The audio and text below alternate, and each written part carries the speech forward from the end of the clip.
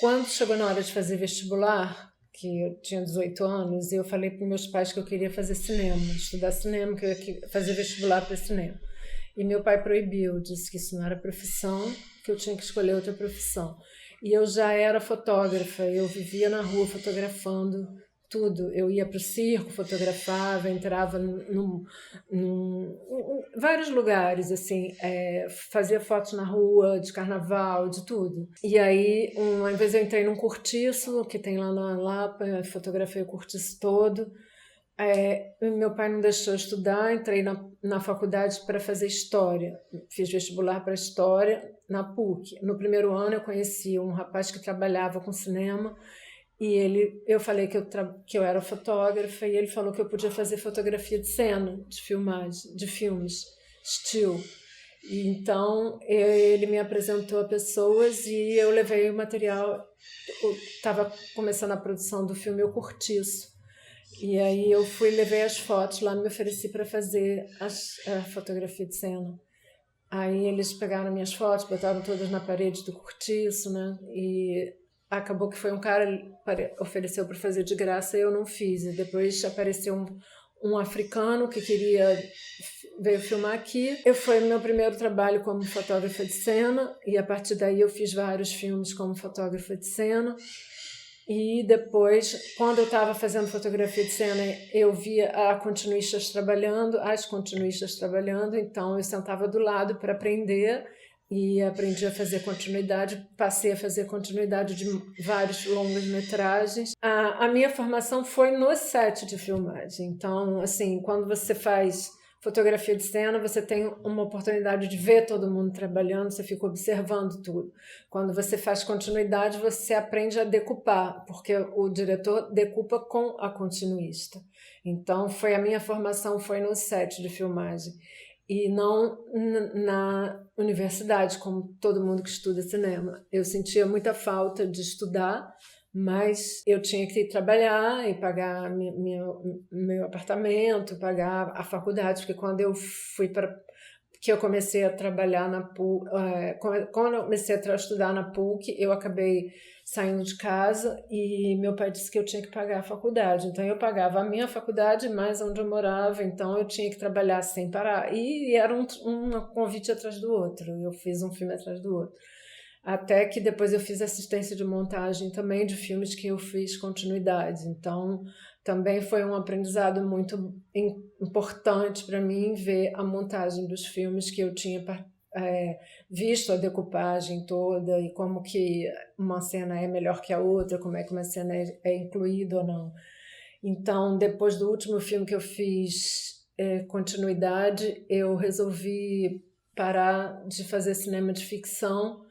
Eu queria parar de fazer cinema porque aconteceram muitas coisas que eu não gostei no set e eu falei com a minha mãe que o meu tio tinha trabalhado com cinema e morava nos Estados Unidos. Então eu liguei para ele e falei se eu podia ficar na casa dele e estudar cinema nos Estados Unidos. E ele disse que eu podia. Então eu fui no consulado para tirar meu visto e sozinha que eu fui. Então fui lá tirar o visto e perguntaram para mim o que eu ia fazer nos Estados Unidos. Eu falei que eu ia estudar, ia ficar na casa do meu tio, que eu ia estudar. E ela falou que estava proibida de entrar nos Estados Unidos, que isso elas não iam deixar. Botaram no passaporte proibida a entrada. Então eu fiquei péssima com isso. Entrei numa loja de passagens e falei qual a passagem mais barata que tem para a Europa. Aí tinha para Madrid uma promoção, eu fui para Madrid. E cheguei lá, na Espanha, eu comecei, depois de um tempo, assim, eu comecei a trabalhar como editora. Primeiro como assistente de um editor muito bom que tinha lá em Barcelona. Eu fui para Barcelona e eu virei assistente dele e comecei a editar. Então, fiquei 2 anos trabalhando lá. Depois, quando eu voltei para o Brasil, eu fui trabalhar como editora em algumas produtoras, como assistente de montagem, e depois como editora na Globo, no jornalismo da Globo. E no dia que eu cheguei aqui de volta, estava passando no Festival do Rio, o filme do Coutinho, Cabra Marcado para Morrer. Foi no dia que eu cheguei. E eu fui ver com uma amiga, E quando eu vi o filme, eu fiquei muito impactada e falei, eu quero trabalhar com coaching, eu quero trabalhar com documentário. Sempre era a minha vocação, assim, porque eu já andava na rua fotografando tudo, né? E aí eu batalhei muito para chegar no Coutinho e fui trabalhar no CECIP, que é uma ONG que o Coutinho foi um dos fundadores, e fiquei trabalhando lá 6 anos e trabalhando.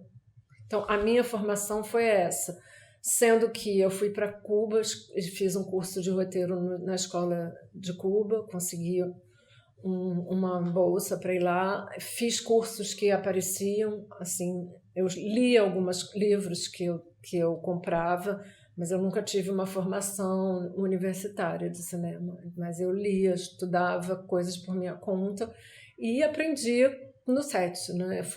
É o aprendizado mais importante. Olha, a minha experiência foi muito boa. Eu sempre fui uma pessoa séria no set, então as pessoas me respeitavam muito, assim. Eu era uma pessoa muito nova e muito iniciante, então eu era uma pessoa muito calada, muito assim. Mas as pessoas me respeitavam e meu trabalho era muito elogiado e as fotografias. O primeiro filme que eu fiz desse africano, quando veio o primeiro contato, que naquela época era foto, era com película, 35mm.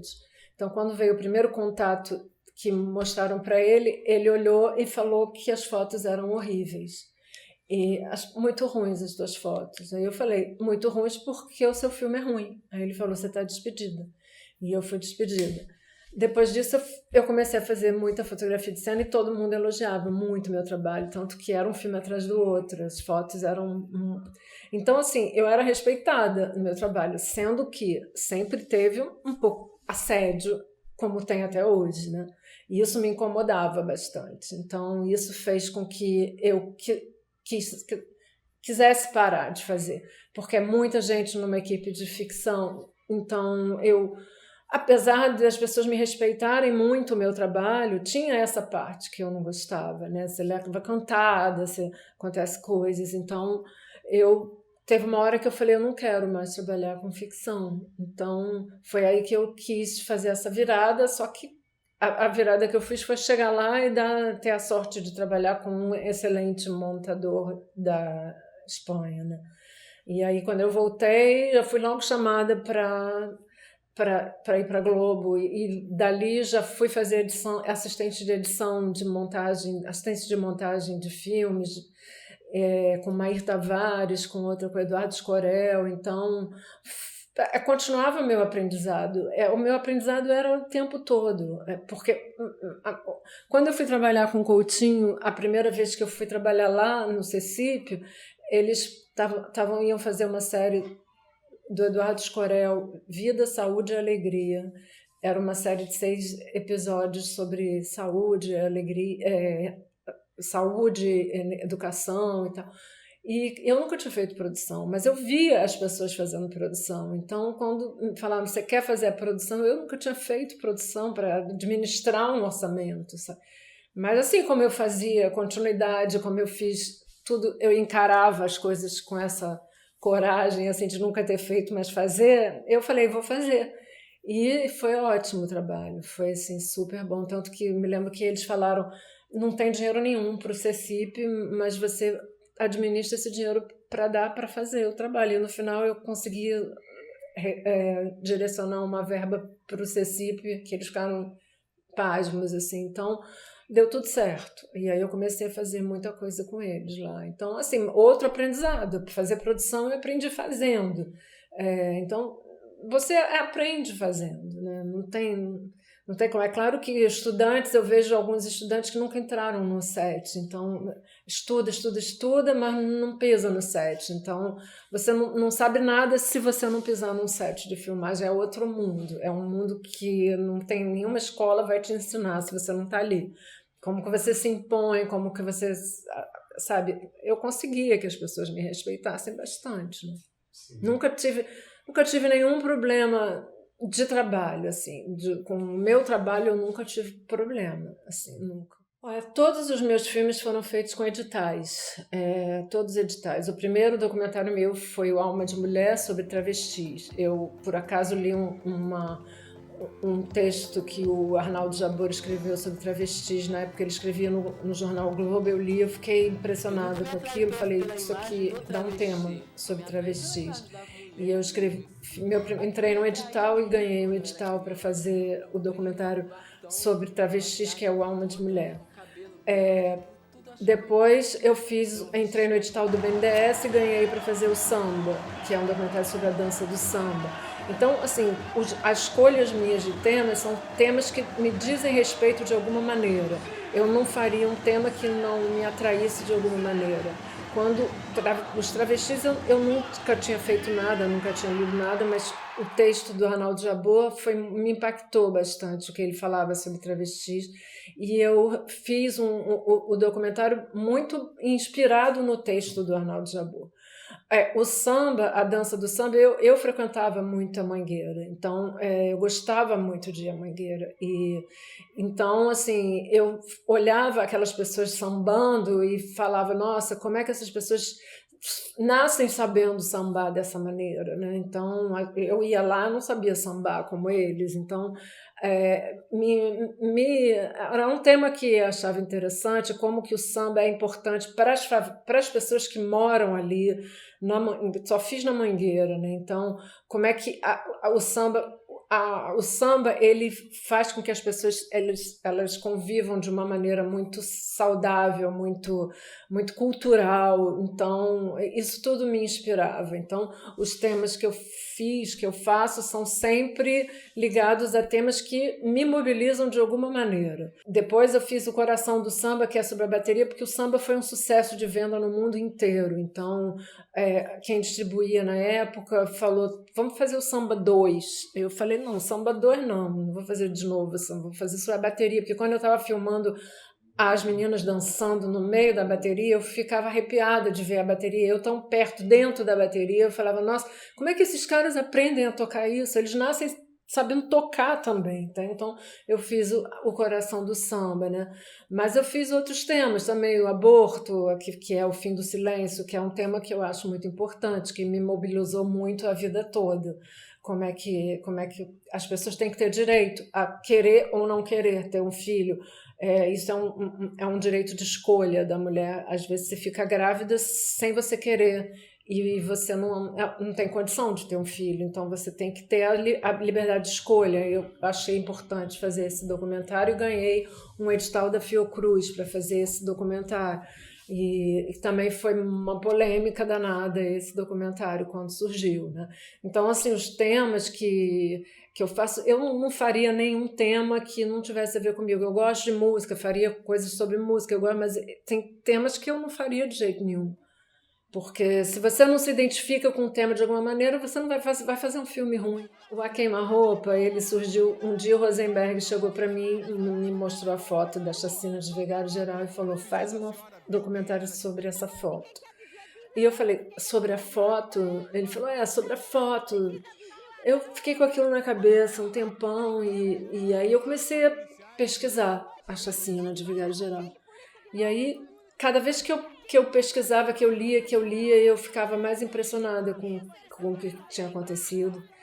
E eu falei, não vou fazer sobre as fotos, eu vou fazer... Primeiro eu entrei num edital para desenvolvimento e eu ganhei o edital da Secretaria de Cultura para fazer a pesquisa. Aí foi uma pesquisa enorme, porque como é que eu vou chegar nessas pessoas todas? Então, foi uma etapa bem difícil e longa, porque até eu chegar num personagem, até chegar no outro, até chegar um indica o outro, que indica o outro, que indica o outro. Então, eu cheguei no personagem que foi o X9 da Chacina de Vigário Geral, que é o personagem mais condutor da narrativa do filme, né? Então, assim, cada vez que eu pesquisava, mais coisas se abriam, coisas apareciam, livros iam pintando, as pessoas me davam livros, eu chamei a Julita Lengruber, o Inácio Cano, para serem meus consultores, que eles estudam isso. e eles me davam muita indicação de livros, então foi uma pesquisa muito longa, mais de um ano, pesquisando e aprofundando cada vez mais o tema. Então, foi abrindo, as coisas se abriam de uma maneira muito impressionante nesse assunto, e eu via como era importante esse tema ser abordado, ser filmado e tudo mais. E eu tinha acabado de vir do IDFA, do Festival de Amsterdã. Eu tinha feito um curta sobre a minha mãe, que teve Alzheimer, que mistura as cenas da minha mãe com a Laura Cardoso, fazendo cenas que eu tinha visto a minha mãe fazer, mas eu não tinha filmado, eu filmava a minha mãe. Então, eu misturava ficção com documentário. E quando eu fui para o IDFA, o filme que venceu o festival era um filme que mostrava as cenas de ficção misturadas com documentário. E isso me reforçou muito essa vontade que eu tinha de fazer, porque o Clarita eu tinha feito sem...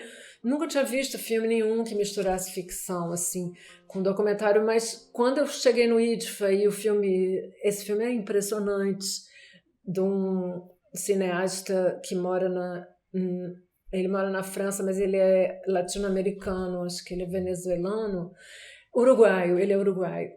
E ele fez... O filme é incrível. Então, eu falei, esse filme eu vou fazer com algumas cenas de ficção.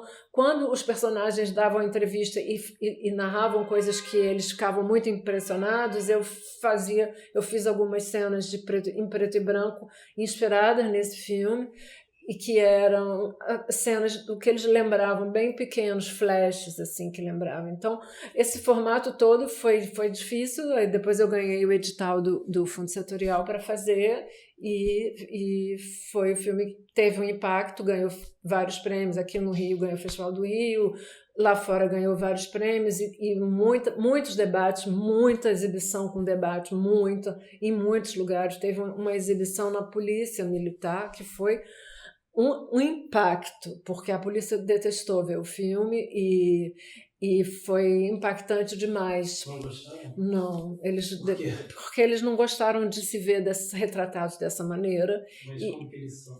Pois é, e eu enfrentei eles ali. Era na Polícia Militar, uma exibição para, sei lá, uns 300 policiais. Então foi impactante demais, assim, foi impactante demais, mas a gente...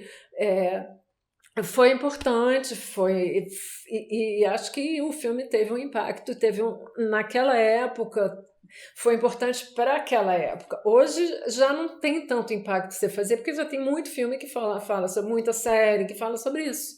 Então, mas naquele momento não tinha ninguém feito. E o X9, que é esse cara, que é um personagem fortíssimo, que eu fiz uma entrevista com ele de 10 horas. Eu não podia botar quase nada do que ele falava, porque eu seria ou ameaçada ou seria processada por estar falando coisas, botando coisas dali, que ele denunciava pessoas que estavam envolvidas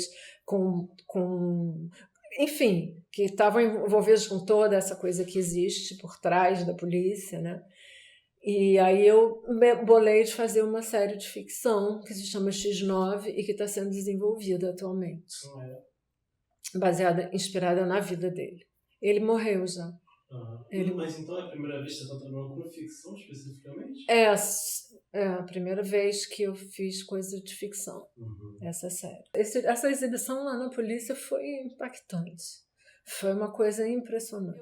Eu acabei de fazer, o ano passado, um documentário que é uma consequência do A Queima-Roupa, que é um documentário todo filmado no Alemão, no Complexo do Alemão, sobre como que a ausência do Estado, a violência da polícia, o racismo afetam vidas e sonhos de crianças e jovens. Então, essa violência da polícia é uma ausência do Estado para fazer... É claro que é um combate ao tráfico de drogas que existe na favela e que faz de uma maneira que afeta a vida das pessoas todas, que não tem nada a ver com esse envolvimento. Então, a polícia é corrupta em muitas coisas, elas cobram dinheiro dali, então vira uma situação muito complicada para os moradores das favelas. Então, assim, o que elas passam, então nesse documentário que eu fiz, que é Direito de Sonhar, ele mostra crianças e jovens falando depoimentos impressionantes sobre a sua consciência dos seus direitos. Então, eu acho que a ausência do Estado nas favelas, porque a polícia entra lá, faz o que ela quer e não respeita a vida de ninguém. Então, o Estado tem que ir lá e ver o que está acontecendo. Mas não existe isso, não se faz isso. Então, ignora. Por que ignora? Porque é a periferia, porque é a pessoa pobre, não importa. Não importa para as pessoas, não importa. Existem outros assuntos que importam muito mais para o Estado do que a vida da periferia, do que a vida da favela. Você vai na favela, você vê como as pessoas moram. Como é que pode morar sem estrutura nenhuma? Infraestrutura, o mínimo de infraestrutura não tem. Então, como é que pode as pessoas viverem dessa maneira, sabe? Então, as pessoas chegam em casa, às vezes não podem nem sair de casa, não podem voltar para casa porque tem tiroteio. Como é que a polícia pode fazer uma coisa dessas? Então, isso é um tema muito forte, eu acho, que afeta muitas vidas das pessoas, muito no Rio de Janeiro, muito no Rio de Janeiro, o Rio de Janeiro, São Paulo, São Pedro. O Rio de Janeiro é onde acontece mais essa violência da polícia. São Paulo também, mas é diferente. É diferente. Então, no Nordeste tem também, mas não é tanto quanto no Rio de Janeiro, né? As favelas do Rio de Janeiro, elas têm uma estrutura arquitetônica diferente, porque é um elevado, são nas montanhas, e em outros lugares de São Paulo, por exemplo, não é assim que nem aqui no Rio. Então, cada lugar tem a sua característica, mas assim, a violência da polícia aqui é um negócio que tem que ser combatido.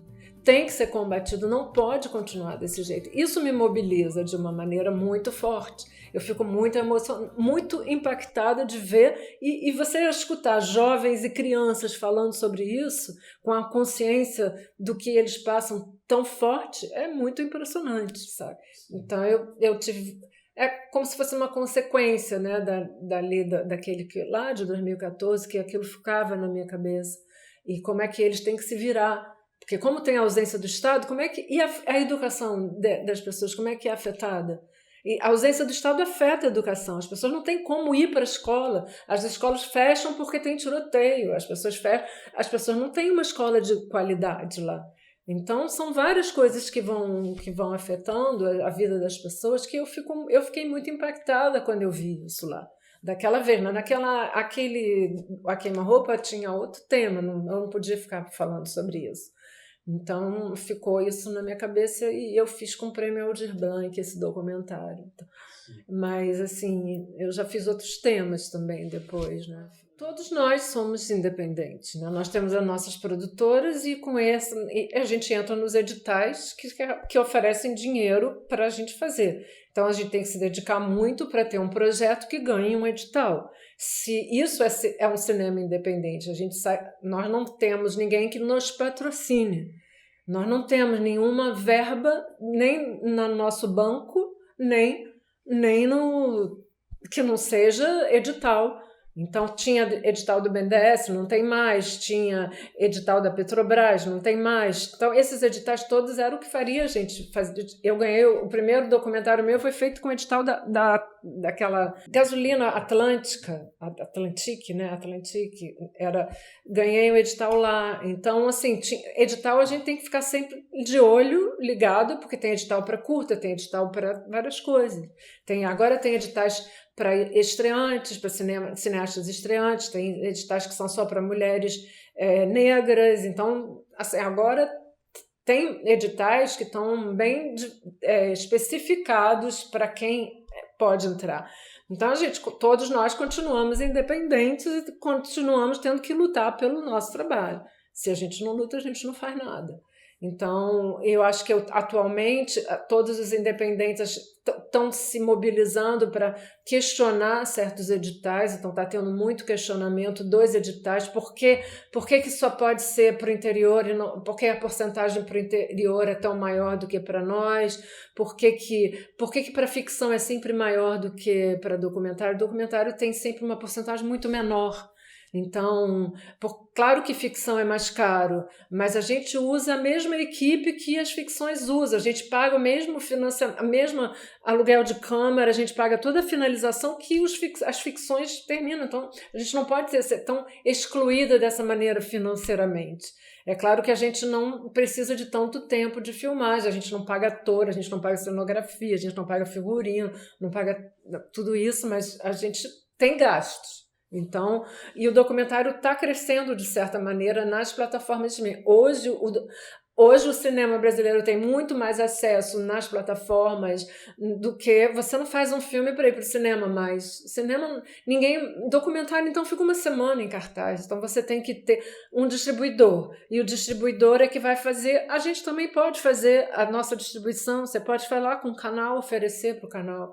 Então, enfim, é toda uma batalha. Desde você entrar no edital, fazer o projeto, fazer o orçamento, fazer o filme acontecer dentro daquele valor, sem estourar o orçamento, depois você finalizar e depois você lançar o filme. Então é um longo processo, que não é nada fácil. Nós somos independentes em tudo. Todo mundo que faz cinema é independente. Só não é independente quem tem um patrocínio que é pago para fazer, ou que tem dinheiro no banco que possa fazer seus próprios filmes e não precisa entrar nessa paranoia, nessa loucura que é o edital. Então, quem tem essa sorte deve viver muito melhor do que os independentes, né? Então, agora, quem tem, por exemplo, tem plataformas que fazem um trabalho com uma pessoa e depois passam a fazer vários com elas, com essas pessoas. Então, essa pessoa também se livra um pouco dos editais. Então, não são tão independentes assim. Elas fazem para as plataformas. Então, é isso, né? O cinema independente, ele vai continuar. Não tem como não continuar. É independente e vai ser sempre. Vai ser sempre.